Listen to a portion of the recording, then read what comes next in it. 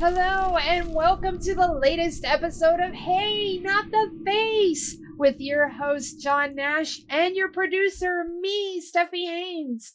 And today we're going to be talking about unions, specifically why they have not happened in MMA and why they are unlikely to. John, how the hell are you? Very good. I'm a little cold. California, LA, we got down to like 50 degrees tonight. Kind of cold. Holy crap. What? Yeah, it's unacceptable. Very much unacceptable. But we do have to move on because we've got a really meaty topic to unpack. So I'm going to kick this off right now because I saw that Jake Paul wants to start something called the UFA, the United Fighters Association, I believe is what it's called. And GSP came out and said that he's willing to support it if it's legit and shows promise. Now, if we go back a little bit in our memory castles, we will remember that GSP kind of jumped both heels in on the MMA Association or whatever that thing was. The MMAAA. Yes. So, seems like he's trying to approach things a little more cautiously. So, John, is a union feasible in any way at present or even in, say, the next 5 years? Well, I mean, there's a lot to unpack when we talk about his union. Is a union possible in MMA? I mean, personally, if you've listened to me on stuff, I view a union as very unlikely. But other people, that is what they're arguing for. They think a union is the answer to MMA's problems. So I guess that's the question we should look at this week. How hard is it to make a union? What does it take to make a union? And then I guess some of my cautionary tales about why I think a union is unlikely in MMA. I should note, though, as people follow me on Twitter know or see me on If the Shoes Fit, I am incredibly pro-union. I'm a labor guy. But that's awesome, and that's what we need. Don't you think? I think so. I think I think a lot of our problems we have with the workforce in America is because of the weakening of the union movement in America. But that's, when we can go off on all that. I could spend hours on that subject, but we are here focused on MMA today, so. Well, let's get down to the nuts and bolts of it. What is a union? Well, the simple answer is a labor union is a group of employees who join together or act collectively to advance common interests, such as things as wages and benefits and work schedules and other employment terms and conditions. When they join together and act collectively, they are represented by a union, which gives them a voice to negotiate with their employer. But we also hear association. What's the difference in a union and an association? Well, an association, first of all, I'd say a union is an organization of workers who act jointly to negotiate benefits, I said, rights at their workplace. They operate in a workplace. An association is a nonprofit organization that promotes a profession by maintaining standards and advocating its interest. Because an association is not granted any exemptions by the National Labor Relations Act, because that is only for employees. Employees, or you have to be an employee to be in a union. Because they're not granted those, they can't do stuff that is violations of the Sherman Act. They can't collude. In other words, act together for pay. So they can't strike or collectively bargain. So that's the difference between those two. Do fighters even want a union, or do they want an association? What should they want? Well, the truth is, I think most people, most listeners, even most fighters, don't know the difference between a union and association. I think they use them synonymously. They use them. They mean both when they say it. What they really want is someone to work on their behalf. That's so. To me, the argument over is an association union is kind of moot because most people don't know the difference. For fighters, though, the Athletic Chad Dundas, I think, led the Athletic poll on this. They did a survey of fighters, and it was something like 80% of fighters wanted a union to represent them. Again, though, the question is, do they fully understand what a union is and what a union does? But it does show that there's interest in someone representing them, looking out for their interest. And I can kind of confirm that because I've talked to a lot of fighters. And off the record, they won't come out publicly. The majority do think they want someone standing up for them. Okay, I have a couple of questions. Fire away. With a union, is there a specific number that need to come together to form a union? And alternately, does that same number apply to an association? No, well, first of all, let's go association. Any group that gets together can work to be an association. There's like no barrier for entry. There must be No barrier. There's no or real barrier to entry. You get together and you create. There's obviously there's certain regulation stuff, but generally just any group of people working together can work as an association to promote their business. The doctors have an association. The lawyers, the American Bar Association, they work together. The American Bar Association doesn't represent lawyers in a workplace at certain firms. They cover all the lawyers. It's an association working to promote to promote the profession. For workers, it's a workplace. You have to organize at that workplace. And technically, there's no minimum. You could be two employees of a company. That's what I was going for. And you could have a union, but there's a lot of exemptions and state regulation stuff about the minimum size. And generally, when it's that small, it's a family business. But after a certain point, the number of workers get together, they can form a union. Okay. All right. Can fighters form a union if they're independent contractors, though? I don't quite understand that part. Well, the part is that the National Labor Relations Act only applies to workers. So workers get the certain protections as an employee. If you're an employee, you get these certain benefits, such as you get protections from minimum wage for employees. You get Occupational Safety and Health Act applies to you mostly. The health care under the Affordable Care Act, your employee, if he has enough workers, has to grant you health care. You got matching Social Security payments from your employer. You get unemployment benefits. That's what comes with being an employee. But independent contractors are people that work for themselves. They don't work for an employee. And for an independent contractor, a good example is like a plumber. A plumber, generally, you need something repaired. You call a plumber to come to your place. He comes on his own, right? He does the one job. He brings his own tools. You do not tell him how to do the job. You might tell him what the problem is. I have backed up, but he comes, does the job how he sees fit, then he leaves.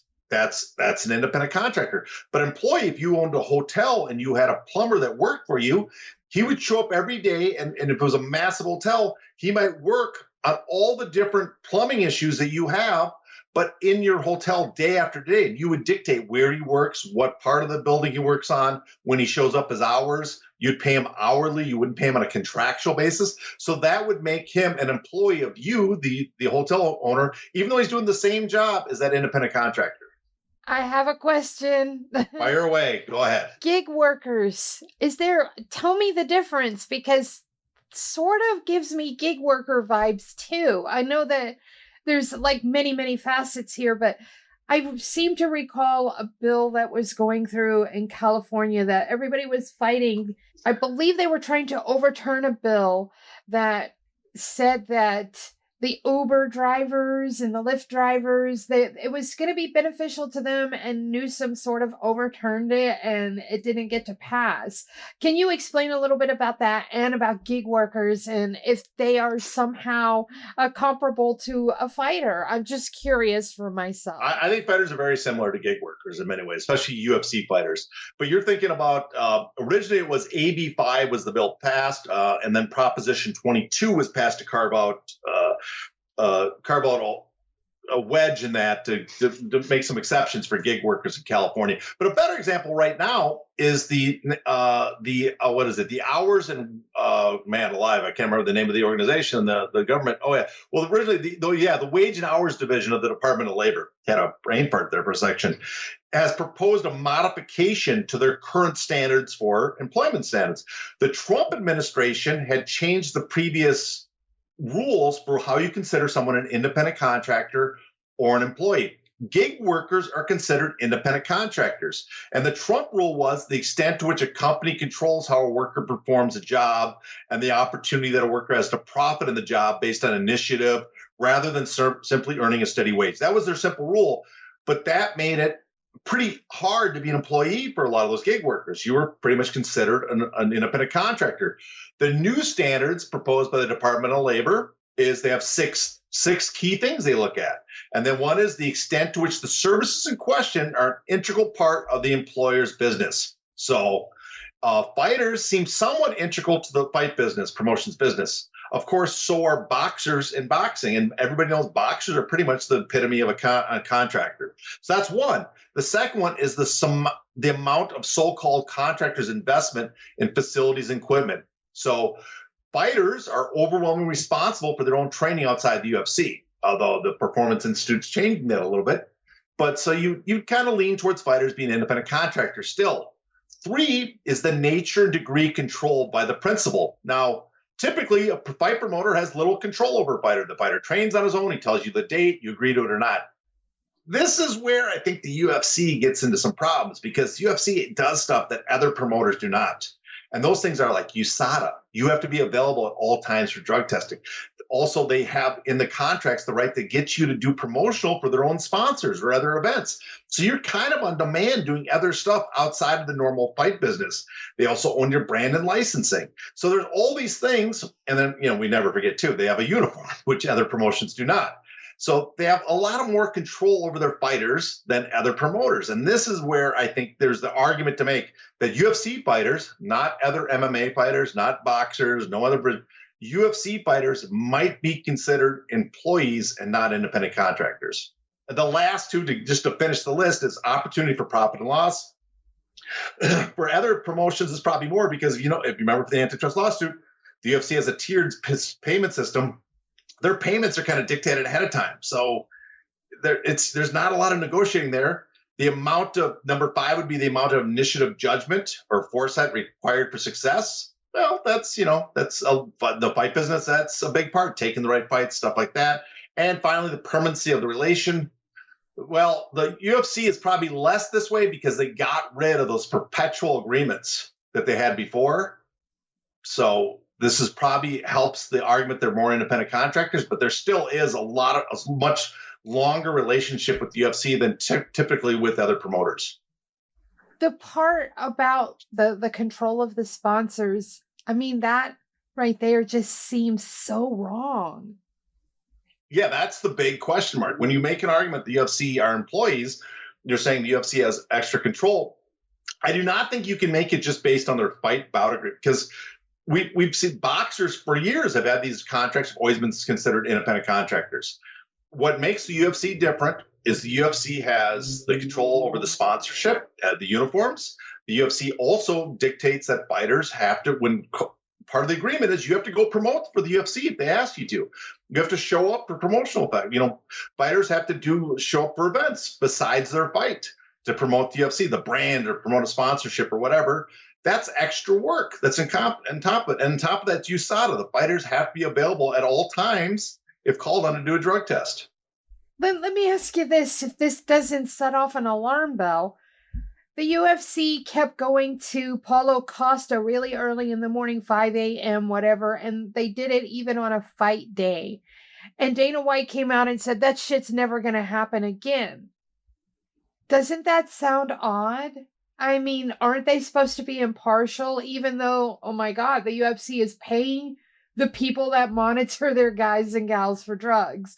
That sentence doesn't even sit right. But further, to have him come out and say that won't happen again, as though he could change the way USADA does their job, I don't understand. Well, yeah, it's because USADA and UFC have a contract. Exactly. They have the semblance of it's an independent body doing the drug testing for the UFC. And they kind of are, but at the same time, they're not because they've carved out exemptions. And some of the exemptions we are not aware of because that contract wasn't made public.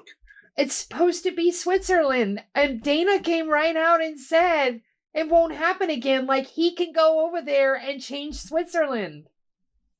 Yeah, that is the problem is the UFC presents themselves as an impartial body, like a league. The NFL is not the teams. The NFL is the league.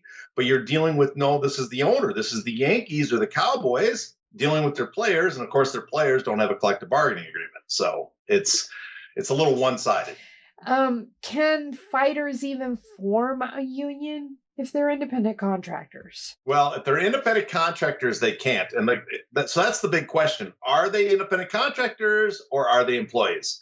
If they're independent contractors, then they do not get any of the protections of the NLRA, the National Labor Relations Act. And so that if they try to organize collectively, it's collusion if they work together like on a strike or something. Wait, back up. For those out there that might not know, what is collusion? Collusion is whenever usually an economic business term. It's under the Sherman Act. It's when people work together to give themselves a financial advantage. So if like two businesses get together and decide like we are not going to pay our workers as much, and we're the only two people employing workers, and we're going to sit together, we're going to work together to keep the paid lower. That's collusion. You can't work together to push down wages, or you can't work together to push down the cost of a commodity that you're buying. So that's collusion. So the fighters, if they're independent contractors, can't work together that way and do strikes or collectively work together, because that would be collusion. If you all go together and say we are not going to fight unless we get this minimum amount of money, well, if you're independent contractors, technically that's collusion. You can't make that demand. That's what, if you're an association, you couldn't make that demand either. That's the problem with an association. But are they employees? Right now, the status dictated by the UFC is that they're independent contractors. Who determines that is either the National Labor Relations Board or the IRS. That's the two people. So either the IRS would say, no, under our standard, they're employees, or the NLRB. And that's what Project Spearhead tried to do. Leslie Smith and Lucas Middlebrook. They tried to they sent a complaint to the NLRB that the UFC had reprised against her, because you cannot reprise against employees for doing labor actions, but you can against independent contractors. They get none of those protections, as I said. So they sent an allegation to the NLRB to look at. Their plan was that if the NLRB would then rule that she's an employee, they didn't, and there's a lot of evidence. I mean, there's a lot of evidence that the Trump administration that they put in there, people in there are what kicked that can down the road that got the case thrown out. The other plan of Project Spirit was to get all the fighters to sign authorization cards. I'm sure we'll talk about that in a bit, how you form a union, but get them to sign these cards and basically force the NLRB to make a decision. Are they employees or are they independent contractors? And it never got far enough to make that decision. How do you actually go about making a union? Okay, well, the first thing, if you are employees, if you're an employee, and the union process might determine if you're an employee, because it might force the NLRB to take a look at you. If you're an employee, then the first thing is that you have to start organizing. And usually you have to build a committee. It's not as simple as like, oh, we're all going to get together and make a union. There's steps, and you got to remember that the businesses today are a much better advantage. Businesses actively work to prevent unions at their place of business. Employers work against unions, and we have watered down laws, and we have no penalties for often businesses for taking reprisals on workers that make it very difficult and very scary for a lot of workers to organize. So the first thing is you usually can put together some sort of committee, a group of people that are going to work on organizing the other workers. Then step one would be you'd have to get National Labor Relations Act union authorization cards. This is what Project Spirit was trying to do. You've got to get workers to sign it. And if you can get 30% of the workforce to sign them, then that can be submitted to the NLRB. Step two would be for the National Labor Relations Board to come in and determine if you got those 30%, let's say you got the 30%, the NLRB would come in and determine who is eligible to vote in a union election. And then it would oversee the election. And then that election would be all the workers that are eligible would vote. If 50% vote, 50% plus one person vote, then the union wins. If the union wins, the employer must recognize and bargain with the union. Of course, that's the way it should be. But of course, many employers will contest the election. So it might be a while before they ever get around to actually negotiating or bargaining with that union. Step three, then the final step would be you have a union representing the bargaining unit, which is the employers, and they're there to negotiate and finally sign a collective bargaining agreement contract with the employer. Wow. Okay. So the thing that's going on with Starbucks right now, I saw that one Starbucks in New York, in upstate New York, they received something from the NLRB and they were supposed to do some work with the workers or something along those lines, and they patently refused. So that is what you're talking about, where they don't have enough incentive to be worried about penalties. There's no penalties. There was something called the PRO Act, a pro union act that was they were attempt to pass. There was a bill that proposed, didn't have enough support because we have a 50% Democrat and 50% Republicans. Republicans, as a rule, generally oppose unions. Democrats do not 100% support them. So some of the penalties, though, the tax penalties, not tax penalty, but the penalties that were considered tax revenue, was put into the reconciliation bill, but then it was taken out when they watered it down. So we lost these penalties that would make it easier for people to form a union, because certain things that the workers couldn't do, they couldn't, if the employers couldn't do it. The employers, they can force workers to sit through these mandatory meetings telling about the evils of unions. They can basically fire workers that are trying to organize a union. Now that's illegal. You can't really fire someone trying to organize a union, but there's no real penalty for workers. We don't have those penalties, not for workers. No, there's no penalty for the employers. There's no real fines that make them not to do that. And so we don't have a lot of the sticks to keep employers honest on these negotiations. And that's the stuff I'm talking about. And in fact, you can see with some of the negotiations, I mean, for some of the problems organizing, getting the votes on a union, you can see with Amazon and Starbucks what's going on right now. Starbucks is getting a lot of people to choose unions, and one of the benefits they have is there's very few workers at a Starbucks. So you don't have to get the message out to a lot of people. You have 20 people working at Starbucks, you need 10 of them to vote. First, you only need about 6 of them to hand in authorization cards to have a vote, and only 10, 11, 50% plus 1 out of the 20 to vote to get them to say we want a union.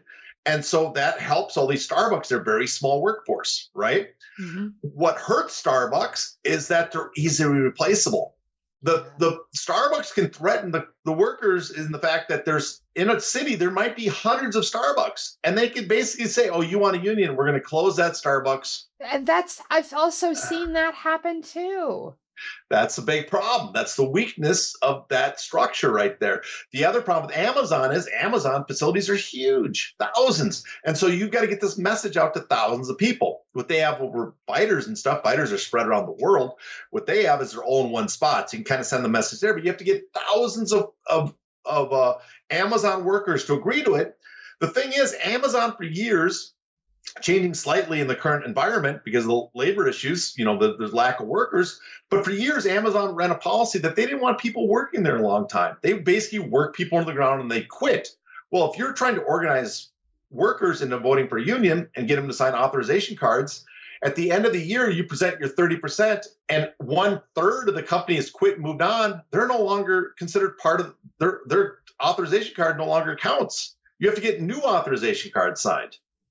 And so it makes it really hard to organize these Amazons. On top of that, they have the same threat because there's not a lot of unions. There's only one place that's voted for union. Amazon have a union representing in an Amazon warehouse. Is Amazon can basically scare workers not to vote for a union, even if they want one, by saying if a union comes, and they don't have to come out and publicly say it. They can do a whisper campaign. Management can go around and bring this up. If a union comes, we might close this warehouse and move it to another place, and that means you just be out of work. Wow. And so that's a strong intimidation tactic that unions have. It's not like the old days. In the past, we used to have like workers in, there'd be all the workers in the auto industry, and the auto industry based in Detroit. You couldn't shut down Detroit. You couldn't threaten to realistically move because we didn't have spots yet to move the factories. But then we opened up trade deals, made right to work states in the South. And so if a union is negotiating in a factory, let's say in Michigan, and they're asking for too much, they can realistically now close that factory if they ask for too much and open it up in the South, or now in Mexico or in China, overseas. And so unions and workers have much less leverage. All right. I got another question for you. Fire away. The Screen Actors Guild seems to work. The Writers Guild seems to work. The Motion Picture Editors Guild, of which you're a member, seems to work. How come the fighters can't do something like that? Because they're a union, and the thing is the actors aren't tied to a single movie or a single studio. They get to move around. So how come fighters can't do something similar to SAG? Well, first of all, Hollywood's a union town, so that's why Hollywood wages are higher, and but I don't know if it's going to last forever. And I should note, I was a former member of MPEG. I'm currently no longer. I'm in good standing, but I'm no longer. I'm not currently a member of MPEG because the job I have is it's not the type of job you're an MPEG for. But anyways, that I digress. But I'm a big supporter of the Hollywood unions. And the problem with that is, for one, is that the unions, if you look at it, SAG and the Hollywood unions are almost perfect for fighters because they set a minimum, like a SAG minimum. You cannot pay below this rate if you want to work with SAG. And also the high-end talent is still free to move around and make as much money as possible. They're not stuck at one location. The problem is SAG was formed in a whole different era. When SAG came about in the 1930s and went through all the labor issues in the 30s and 40s after the Warner Act was passed, one is it let independent contractors in. A lot of them were allowed into unions. There was also wildcat strikes. There's all these things, these greater rules that apply to them. On top of that, there's something called pre-hires. Now, MMA fighters are a lot like actors. When you unionize a workforce. Well, if you have a movie, you don't have a workforce yet. So it wouldn't work to say, oh, who's on this movie? Now let's go and see if they want to make a union. You need to be a union member before you even step on set. Otherwise, the union could never negotiate properly, right? And so there's something called pre-hire. And pre-hire generally applies to construction workers only.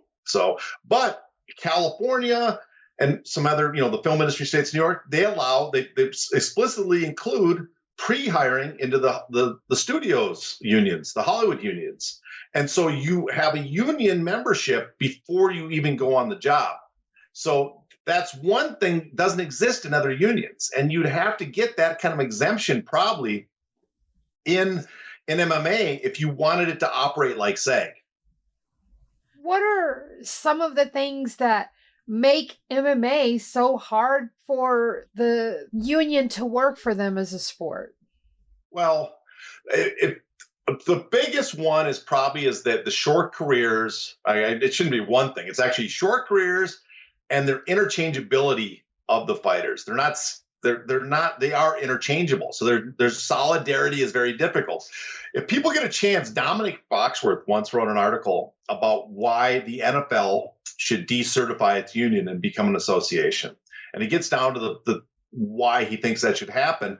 And the reason is because for NFL players, their careers are so short, any work stoppage, for a union, the number one threat you have is a work stoppage. If we can't come to a collective bargaining agreement, we're going to negotiate, we can't come to an agreement, we can stop providing our labor. We are legally allowed to strike without it being collusion and stop providing our labor. Well, for UFC fighters, even more so than NFL players, careers are very short. So if you stop providing your labor, you're not going to make any money. And your short career, you've just lost a big portion of your career. If you're a worker in another industry, if you're a teacher, you can be on strike for 6 months as a teacher, and you might make much more than what you lost over the next 10, 20, 30 years that you're going to be a teacher. For fighters, your career might last another year. You might never regain your position where you currently are. On top of that, you're interchangeable. So if you go on strike, it's very easy for the UFC to go, well, we don't need you. We're going to get the other 10,000 fighters waiting to come into the ranks who want to join the UFC. Even NFL doesn't have that because the worst player, the NFL, the teams are trying to win. That's what they're trying to do. And so how do you win? You sign the best players. Even the guys in the bottom of the back of the bench are the best guys at the back of the bench on a team. They're the best 45th player on a team, right? You're trying to get the best players to make your team as competitive as possible. Well, in MMA, the prelim guys we've seen on Care Don't Care, we talk about some of these guys have like won one fight in 7 and still in the UFC. Are they really the best in their best prelim fighter possible? Or it just doesn't matter for the UFC for that position. They're interchangeable. You can easily replace those guys. So you have those two things working against you.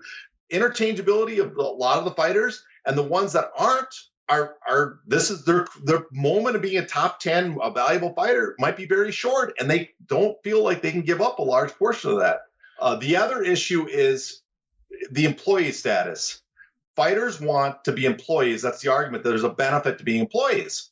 But for UFC fighters, if you became employees, I guess the question is, what are the benefits? Because employee gets health care, which would be great for fighters. But employee health care is based on how long you work. You have to work at least 30 hours a week, like 120 days of the year to be eligible for that health care, right?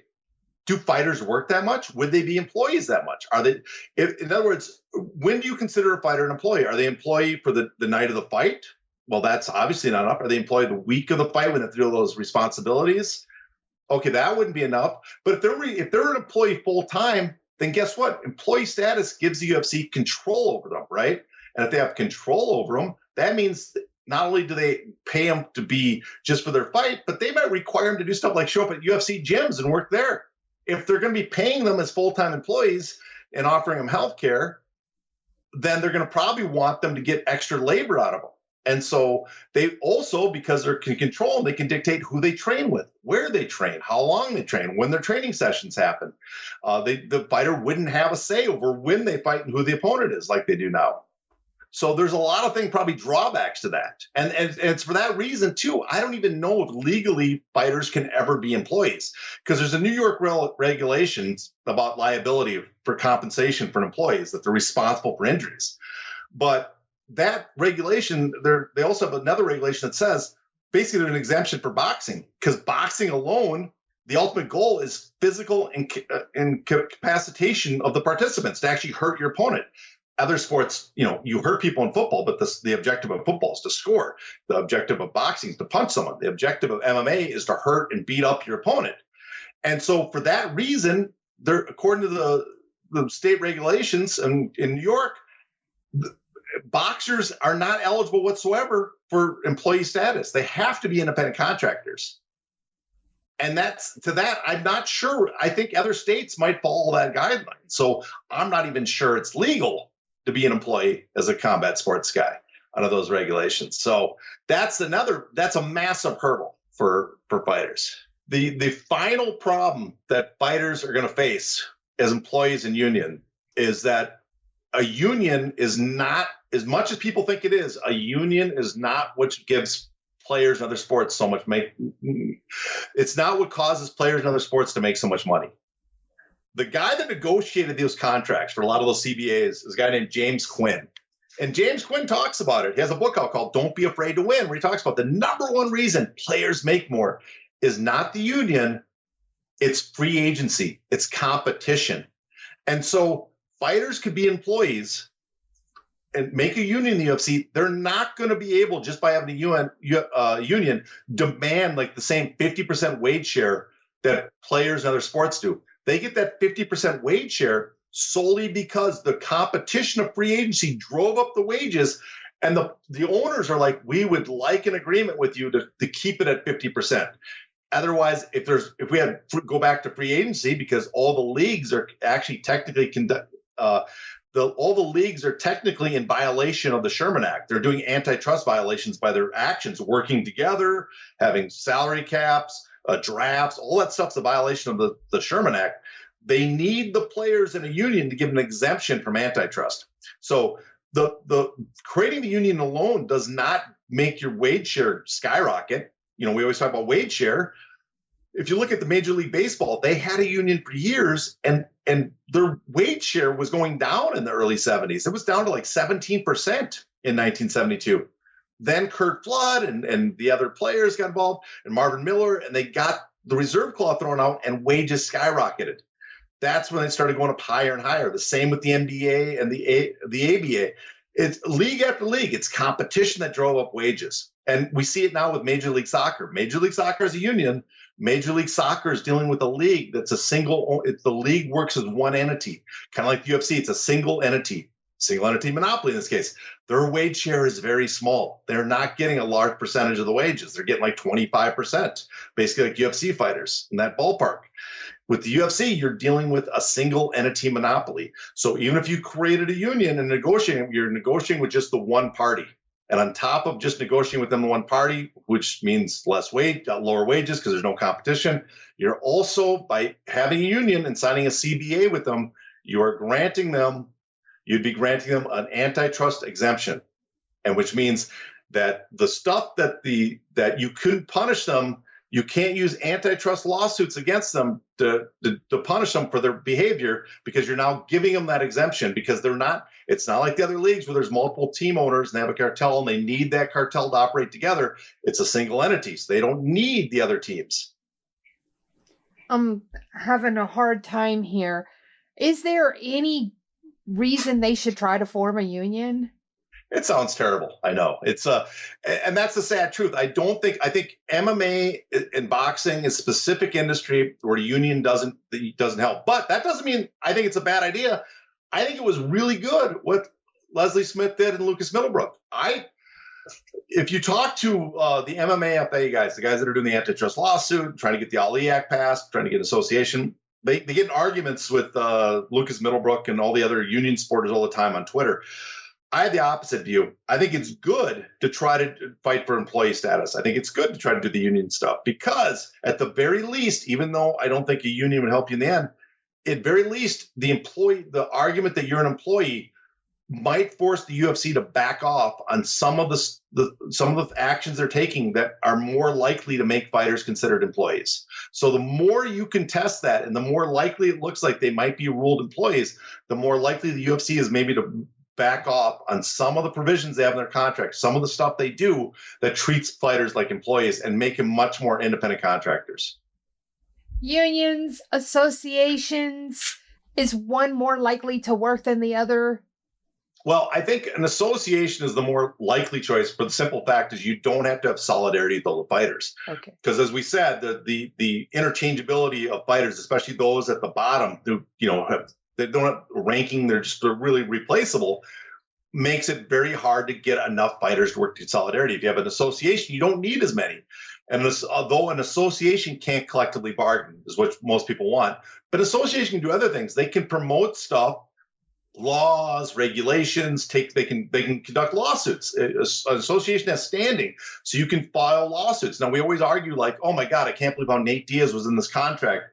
He should have challenged it. Well, maybe there's other fighters in these situations that seem so unfair, and it seems very obvious that the contract's illegal, but they don't have the resources to challenge the promoter. But an association can do the lawsuit on their behalf. They can pool the resources so one fighter is not responsible for the whole lawsuit. They can also collectively go lobby for bills like the Ali Act. They can try to get that passed. I mean, a few fighters showing up in Washington ain't going to do much. But if you had, not all the fighters, but if you had, let's say, 10, 20, 30 of the top UFC fighters showing up and lobbying for it and promoting it and showing up with members of elected officials to help them with their elections, they might support it. That might be the momentum you need to get something like that passed. So that's easier than going through the whole process of you're going to get everybody to stand together in solidarity and not fight, which is never going to happen. If you've spoken to we've seen on Twitter, there's more than enough fighters that are willing to jump over the other fighters to get a spot. And, and for the UFC, it's not like other sports. If 50% of the NFL doesn't show up, you can't hold games on Sunday.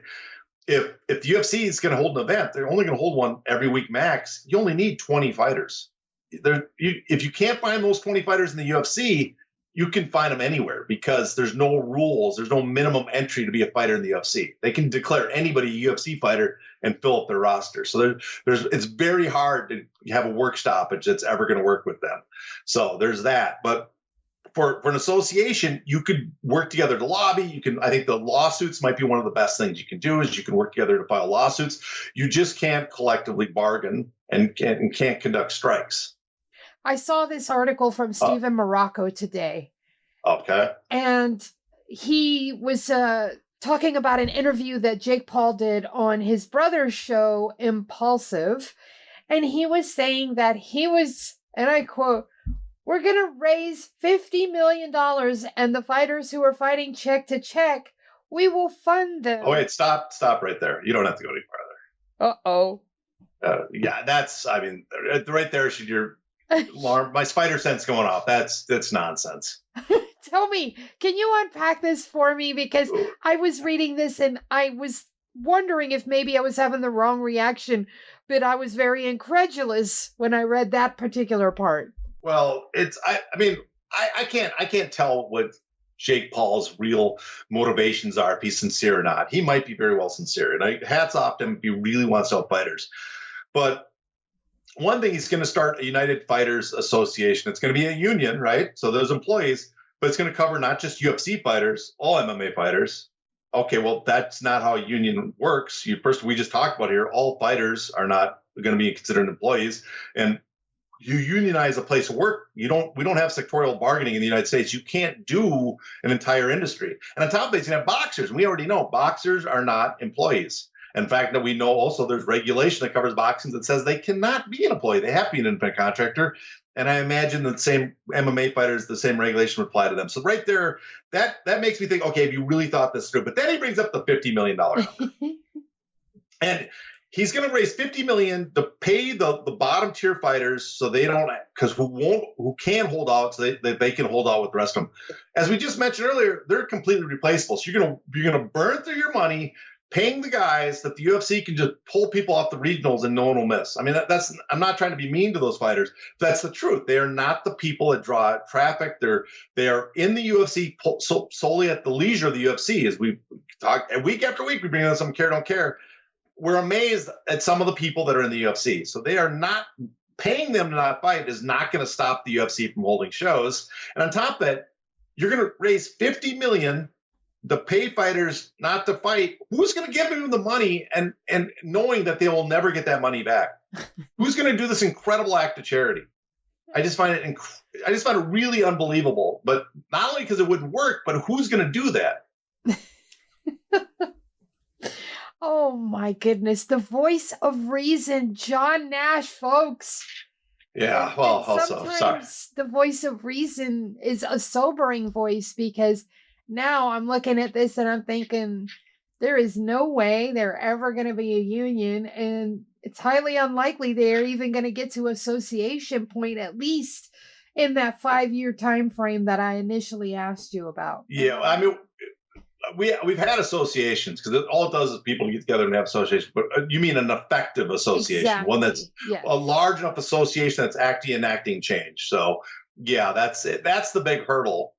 And the other thing too is, for the people that want a union, to me, it'd be easier to make the association first, and then, I mean, again, because of all the reasons of a single entity monopoly and stuff. But if you really wanted a union in UFC, which I actually don't think this would be positive. But one thing you could do is you could agree to sign a CBA with the UFC if they granted you union status. In other words, you make us a union, we'll become a CBA, and that'll give you antitrust immunity.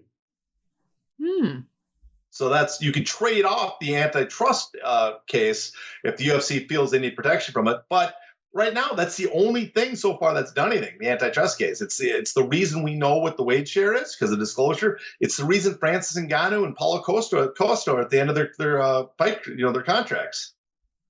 Yeah, and I see Paulo Costa is really going to examine free agency. He's tweeting every single day about his miserable contract. Yeah, so you'd be giving up the one thing that's done anything so far by doing that. And I don't know what they would exchange in exchange for what. I don't know what the negotiation would be, but I'm just showing that's an example of what could be done. But I guess the next step, we'll talk in the future, I guess the other option for fighters is the Ali Act. And we'll have to, I guess our next episode, that's probably what we'll cover. And that's going to wrap up the show. So, John, what have you got going on? Because I know that you dropped a show money in between the time we recorded last episode to this one. And maybe there might be an article coming out. I'm not sure. Tell us what you got.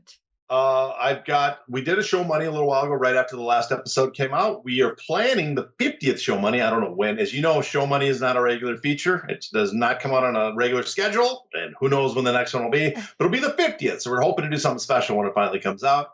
I might be doing If the Shoes Fits this Tuesday. I didn't think I was planning on it, but I might be stepping in for someone. We will see, so tune in.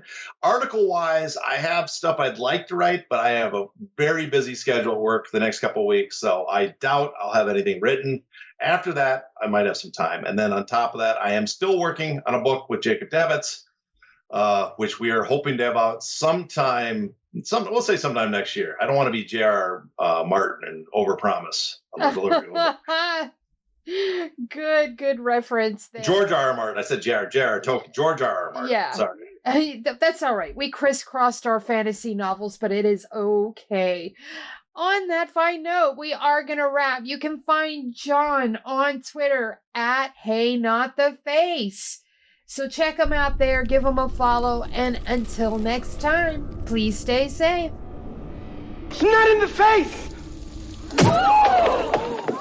Thank you.